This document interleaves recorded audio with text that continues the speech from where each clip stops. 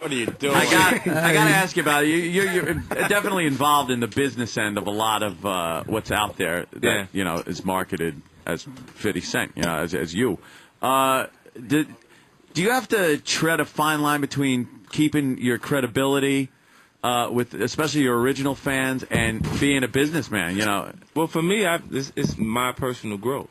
Mm-hmm. Like as I get into different things, but you got to take some shit from people. I'm sure there's you got people that's gonna hate you for whatever you do. Mm-hmm. You know what I mean? And they're not even being conscious of the actual business. Right. See, the guy who was in hip hop 10 years ago, if he had the same morals and the things that they consider street would give you street credibility and everything, he's completely broke right now. Yeah. He's a VH1 special. You know what I mean? Yeah. You watch that Hammer special, man. Oh, that hurts. Yeah, like it's crazy. Because he didn't understand brand extensioning.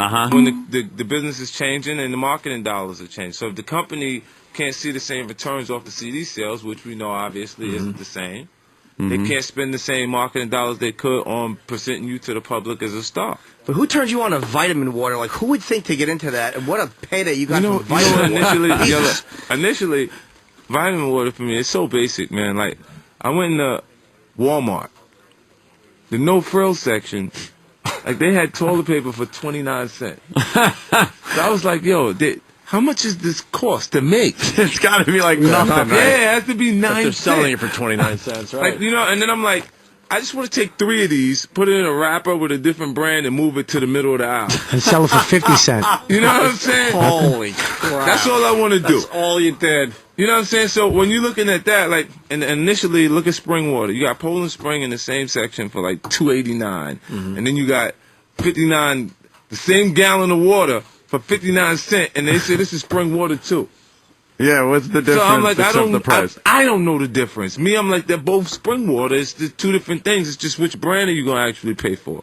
So I'm saying, like, I wanted to actually go into I just wanted to move the spring water from 59 cents to $1. You know what I'm saying? Like, there had to be a bigger profit margin. If I could just take 59 cents more off of what they already have, and they got that profit point selling it at 59 cents. If I could just move it into the middle and then spend marketing dollars to brand it. And he's thinking of all this shit when the store manager's following him around the store. Saying, hurry up and buy. Exactly. Hurry up and buy. So then I explored the possibilities. The vitamin water thing, I came across it in Los Angeles, in the gym, working out. And, I was looking for a supplement for soda. And they had flavor. I had so much water that it just, like, I felt like I wasn't. After a while, you'd be looking like, I don't want that. I want soda. I want sugar. Sure. And then that was the thing that I had in between all of the water that I had while I was training. And then, I did the research. It was a private-owned company based in Queens, and they was providing stock options for their employees to create incentive for them because it was private-owned. And then they allowed me, when I came in, I bought equity from individuals. Because people who go to work live in the now. They say, well, if I sell this, I can move. Junior can have his own room, and we can get a new car now. And, they spend the money before they actually get the money once they know someone's willing to buy it. And then, they sell it. How did you get educated as far as the business end goes? Because there aren't many people that are that, streetwise. And also, you've been in the shit earlier in your days. We've all heard the stories. When did that happen where now you're talking fucking like stock options and shit? Well, it's a lot of new information coming at the same time, but if you've always actually wanted those opportunities and didn't have the finances or generate the interest that allow you to be involved in those deals, when the opportunities come, you absorb it and you learn. Like, right, New York City is a million. When the nighttime comes on, every light is representation of a great idea that has no finances to support it. Yeah. Wow. Wait, could you say that again? Because I'm completely lost. I said tonight, when the sun goes down, every light in New York City is representation of a great idea that doesn't have finances to support it. So a lot of people have good ideas. They just don't have the finances or the energy around them to make someone else come in and actually support it with the finances. There's a chance. You're taking obviously a chance with your backing with the money. Yeah. But then you got to make kind of an educated choice. If you want to invest in something. The vitamin water was a great idea. That's not just all 50 cents. See, the public just sees me, but they don't see my attorneys. There and you the go. team of people that I send to do due diligence on the companies that I associate myself with. I'd love to see them because mine fucking stink. They got me involved in the stock market 5 months ago. Wow. Like, it's a great time. That's true. Jump Yeah. in. I just want to get an attorney. Bobby turned me on yesterday. Actually, he's been talking about thisis50.com. Actually, it was Yeah. Patrice turned me on to it, just to give him credit. Patrice O'Neill Yeah. turned me on to your website. That's a Ning website, right? Yeah. It's your own community. Yeah. You instead of MySpace, It's you all joined there. 50 Space. Right. Jesus Yeah. Christ. I mean, it's doing great too. Like, I mean, it's an opportunity. Recently, I'm turning it into like a network where things happen weekly. Like they wait for Pimp and Curly. Then the following week, it's a new episode. Like, because Rick Ross, like, I don't get anything out of going back and forth with an artist that haven't established themselves as a creditable artist to begin with. But I feel like if I don't compete with artists that challenge me, that I'm feeling like I'm above the actual culture. Well, can we tell what people what the Rick Ross thing is too? Because there's like a conflict with another rapper, and Bobby turned me on. What you did was what everybody would want to do. Right. The guy was, I guess, what was he just shit talking you for nothing? Yeah, he just came pretty much because the album's getting ready to come. He looked for additional publicity by, saying different things. And then he called me Curly. And when you call me Curly, it's like, like Mo, Larry, and Curly.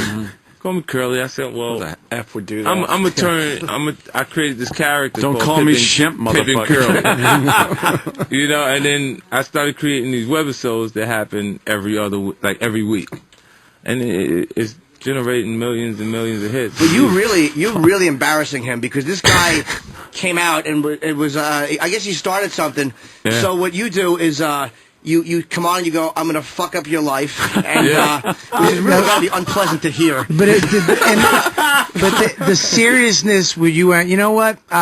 Nobody tells. I have no bosses, and I've decided. You actually made a decision To do it. to fuck up. You said, I'm gonna that's fuck fantastic. your Yeah, life because up. I'm saying to you right now, I have 90% of my project completed.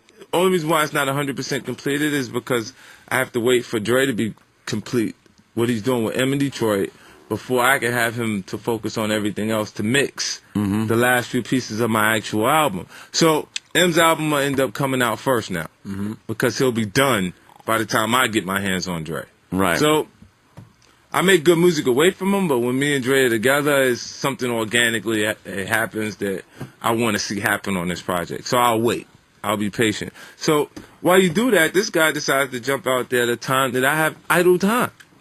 I would fuck you up. I have disposable cash. I would sit there and figure out how to fuck your life up. Now you got time to give it a little thought. You said I have disposable cash to fuck another human being's life up. That's This the is crazy. scariest thing. Like, I mean, you picked the wrong time. Bad time. So if you had stuff to do, you'd be like, you'd let it go. Yeah, I mean, but I tapped him and just kept it moving. But now I'm gonna beat his ass. Jimmy, But Jimmy, get into what he But did. it's not. This is amazing. It's the stuff you'd want to do because immediately Yeah. you think like, all right, there's two rappers going at it. One, there's going to be a problem. Yeah. This is just embarrassing shit.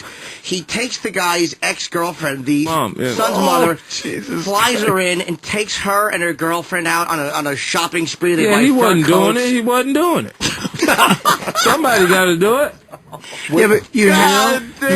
had her. You interviewed her like a talk show. Yeah, you see me very serious. You right? were so serious. It was like a regular talk. It was like Charlie Rose. He was so serious. He would ask her a damn. question, and then he would look right into the camera and just let her answer about him not paying child support, his Holy jewelry, shit. his jewelry's rented. Yeah. he loves this. This guy's a jerk. Oh, is that I mean, see embarrassing? before to the highest level. Like, I've seen a lot of guys to the highest level. Like, this guy's the biggest fraud we've seen thus far.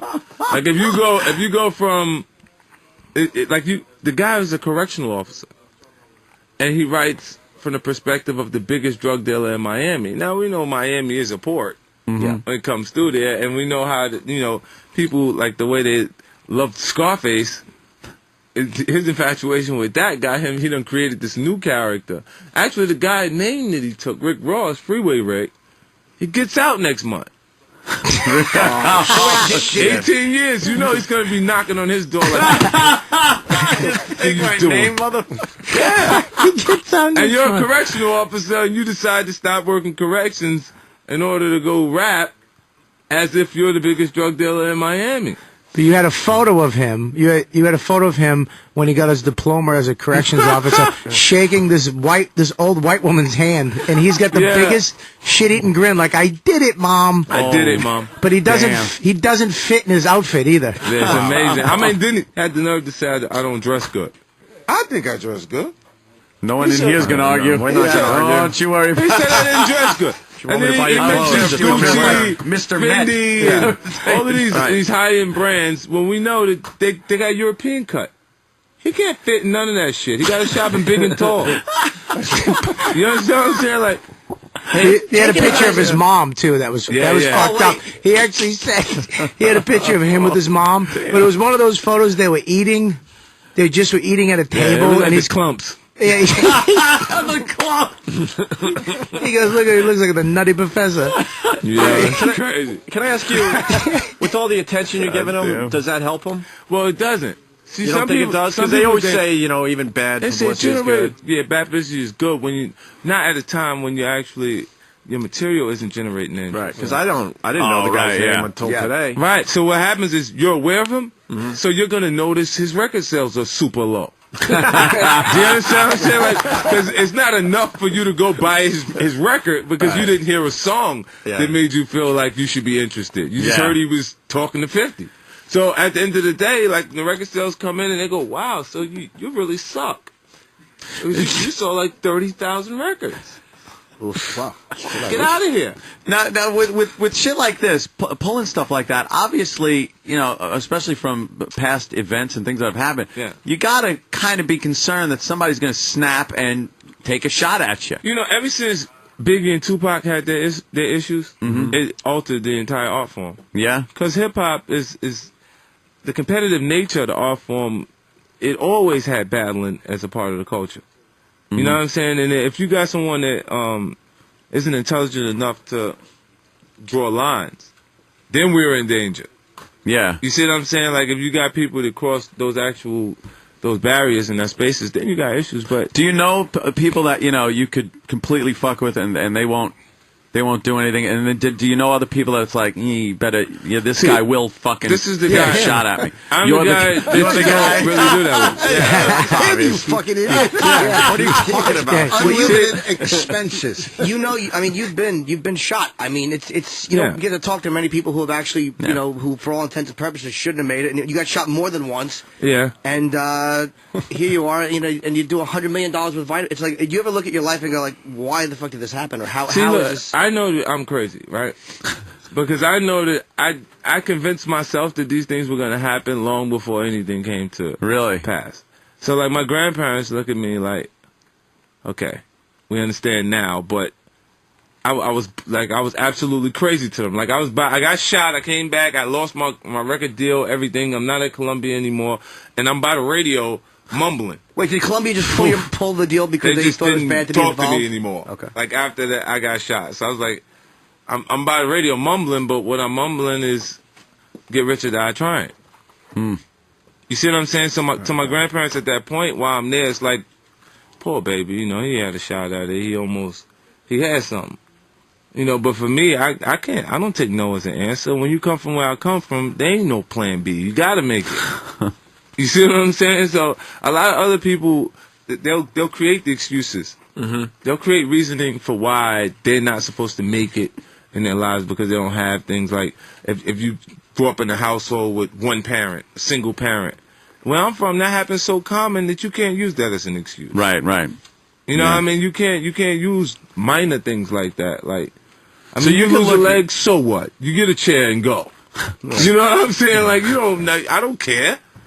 The rest of the world doesn't either. You could just look at everything that's happened in your past and say, like, that brought you where you are now. Absolutely. And educated you to bring you to where you are now. So there's no real looking back and regretting anything. No regrets at all. No regrets? I think the things you go through make you who you are and shape you as a person. So those experiences allowed me to become what I am now. And I look at, when you say, where you headed, like, I have no idea. I'm going through a tunnel that doesn't end. My ambition is leading me so many different places that who knows where I'm going to end up. You know what I mean? When you're when something like that's happening and you're in the process and someone's shooting at you and it's hitting you, What are you thinking? You're scared. You're gonna like, die, I'm gonna maybe. die. Yeah, you're gonna die. Like any other, it's a life-threatening situation. So I mean, and those things change you because either you become, when you're hurt as bad, somebody halfway kill you, it hurts. You get shot 9 times, you're hurt bad. Your hip is fractured. You can't even sit in the chair straight. So from there, either your fear consumes you or you become a little insensitive. Like somebody who survives a plane crash. You know what I'm saying? I mean, those type of things happen, and then you have to assess life and death. Even though we know it's our fate, all of us in this room, we know we're going to die at some point, because humans are habit forming, and we look forward to the future. We push that to the back of our minds and still concentrate on saving money for tomorrow. Right. You know what I mean? But in all reality, we're going to go, all of us. Fuck Tony Robbins. I'd like your back. I'm gonna knock your fucking head off. Do you worry about you trust everybody that's around you? You keep an eye on your finances and Well, shit my like circle that? is getting a lot smaller. Is it? Yeah. Of just people that surrounds me anyway. Because Did you notice there were people that were just kind of, You know what it is you develop a comfort with people that you know. You feel like you know, but their intentions change.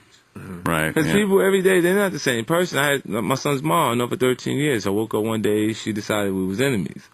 You know what I mean? It's like how many 53% of the people who get married get divorced. Right. And I'm sure that there's one side of that party that really don't, listen, we don't have to get divorced, do we? You know what I'm saying? It's going to split up half of everything I've earned. At that point, I'm sure that there would be a compromise on some levels if they could just come to that, to that actual meeting. But the other person is like, no, I'm going to go. Give me my half, and that's it. Ugh.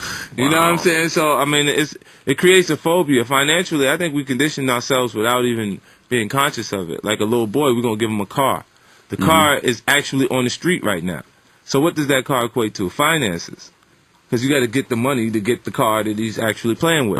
If it's a Tyco truck, then it's saying work. Because it's saying construction. If it's Hess, it's saying gas. If it's a fire truck, it's saying be a fireman when you get older. And then a little girl, before she's grows into being a little girl, when she's still a baby, we give her a baby.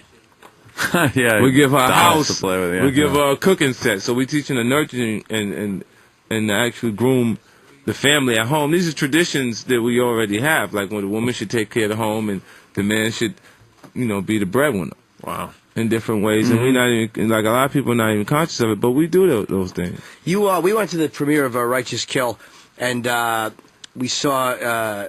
We were sitting actually in front of Erwin Winkler, so we saw you having a nice gentlemanly chat.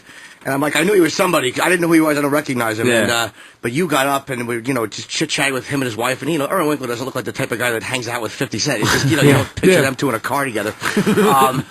You did scenes with Pacino and De Niro together. I mean, you're not nervous rapping. Are you terrified doing that? Because my acting is shit. Which is it's a learning experience. Definitely when you're with someone that's that great. Their choices have been what we've been watching for, like, decades. Yeah. Like, Al Pacino and Robert De Niro.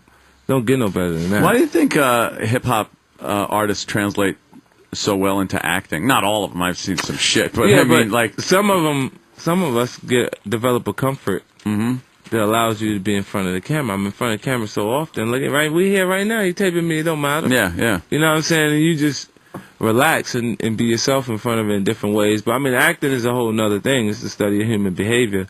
You watch other people and kind of take things from them. It makes you more observant. Even when I watch a film, I see it differently now because I see the shot. I see how they shot the scene instead of just watching the film.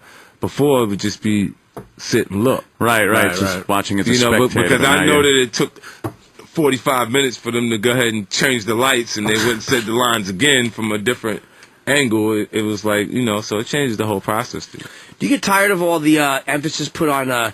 Because I'm sure you and I flew together one time. I'm sure. I don't remember. Of course he does. We took a flight together to Cancun. We sat next to each other. And we just chit-chatted about the FCC, and then I got, I just shame-spiraled and ran out of things to say. Sounded like a fucking idiot. You were being very engaging. Sort of like now? No, but I was actually surprised he was so, soft-spoken, nice dude. Do you remember him? I don't remember the actual trip. Thank you. I just wanted to hear you say it. What I do is I maintain a general respect for everybody. Regardless, because you don't know how important the person is you're talking to. Well, in that case, the person you're talking to is not particularly important. But what I'm saying is, I don't know when I'm going to run into him. Right. or what that person actually does. He could be somebody that I need in the future to help me move to the next level. And if you don't show that courtesy and respect, I've had the same situation happen, and with the president of Lionsgate was sitting across from me in the actual airplane, and I didn't know he was the president of Lionsgate till I got to that point where I'm meeting him. But I recognized him I said, yo, did we ride on a plane from New York to Los Angeles? He said, yeah. And I remember it because he got a head full of white hair. Like, his whole hair is, like, white. So he was one of those guys that you look Just at recognize. and go, how the fuck did that happen? You know what I'm saying? You're either really old or somebody scared the shit out of you. Yeah. So we were talking about the FCC and how hard it was to get videos and stuff done, and you were saying that there was all these problems that they were giving hip hop with content. How tired are you to have to explain? You understand, like, it's not your responsibility or my responsibility to raise people's family for them, and how frustrating is that as a performer? I think that they'll ask in different positions. They'll ask the craziest questions. They'll try to place the weirdest responsibilities on entertainment. You know what I mean? Like the pro athlete, because their kids want to be those pro athletes and join them. They create dress codes. Yeah. Now you got to wear a suit. Period. You know what I'm saying? But a lot of these guys come from environments that come from not having. So their tattoos read the same as mine. When they get on the court, you see things that reflect the same energy and the mentality that lives where I actually come from. But they got to wear a suit because it's mandatory now. It's got to be ridiculous. I know you had a problem with the billboard with the guns in your hand, I guess. Yeah. When I was doing Get Rich or Die Trying. Yeah. And you know what it is? There's standards that are completely acceptable in different art forms. Like if I mention 007, Right. what do you think of? The logo is the gun pointed at you. Yeah. If you think of Rambo, what is the highlight in that? What Terminator? All of these things, the gun is the star of the actual film. Yeah. You see what I'm saying? Like, so when you actually, those things are acceptable in film to utilize for marketing purposes. When you think of even what's the name? At the time it was Angelina and Brad was in the same movie, Mr. and Mrs. Smith. Yeah. And they had the guns out at the same time, and then nobody had an issue with that. The problem is they look at me and says, "No, you don't understand. He fucking has that gun right now." You might. I mean, it's true. We're certainly all wondering. Yeah. Well, it's like Spielberg went back and took the guns. They out of computer E.T., generated yeah. E.T. and they Yeah. put walkie-talkies in the agent's Oh, like that so they that's, wouldn't have guns. enough already. A little silly. How upset were you when McCain lost? Were you upset about that? I wasn't. You upset about Okay, I mean, but I would like the taxes to be low. But Yeah, that's my big beef.